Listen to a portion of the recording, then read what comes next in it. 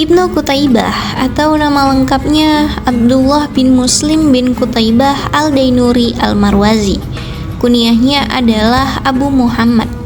Ia dinisbatkan pada al-Dainuri, yaitu suatu daerah di mana ia pernah menjadi hakim di sana. Sebagian ulama berpendapat Ibnu Qutaibah juga dinisbatkan pada al-Marwazi yang merupakan tempat kelahiran ayahnya. Ibnu Qutaibah adalah sosok yang luar biasa.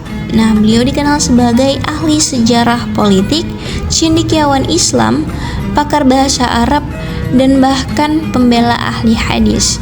Nah, beliau ini lahir pada tahun 828 Masehi atau 213 Hijriah.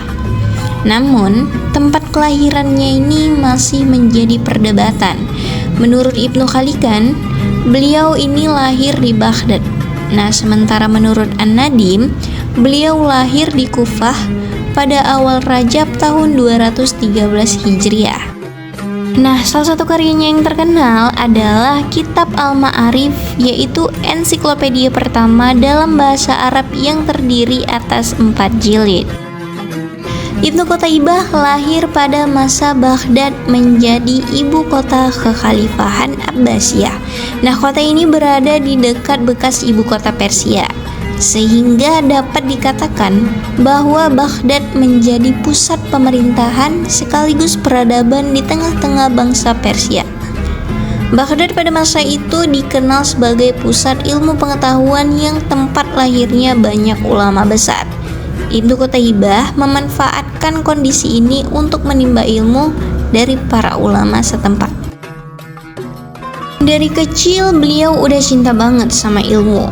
Beliau nggak cuma belajar di Baghdad aja, tapi juga keliling ke berbagai kota seperti Basrah, Mekkah, dan Naisabur buat berguru ke ulama-ulama besar. Beliau belajar hadis dari ulama-ulama terkenal seperti Ishaq bin Rahawai dan Abu Hatim al-Sijistani.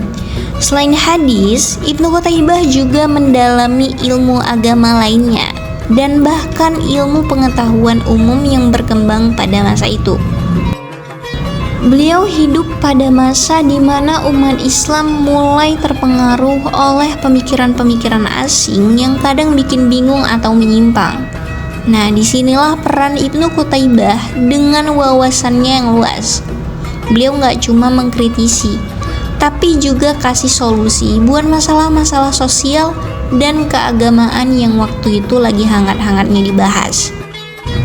Nggak cuma belajar, Ibnu Qutaibah juga produktif banget. Karya-karyanya mencapai lebih dari 300 buku.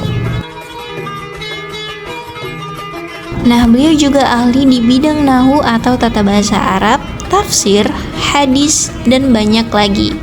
Bahkan beliau jadi rujukan buat ulama-ulama lain dalam memahami kata-kata hadis yang sulit. Ibnu Qutaibah juga punya banyak murid, dan mereka ini bukan orang sembarangan. Beberapa muridnya yang terkenal adalah Ahmad bin Marwan al-Maliki dan Abu Qasim Abdullah bin Muhammad al-Zadi. Dari sini kita bisa lihat betapa luasnya pengaruh beliau dalam dunia keilmuan Islam. Ibnu Qutaibah bukan cuma ulama biasa, beliau adalah sosok inspiratif yang semangat belajarnya luar biasa, wawasannya luas, dan karyanya bertahan hingga ratusan tahun setelah beliau wafat. Bayangin, karya-karyanya masih jadi rujukan ulama sampai sekarang. Jadi itu tadi cerita tentang Ibnu Qutaibah. Semoga kita bisa terinspirasi dari semangat dan dedikasi beliau dalam mencari ilmu.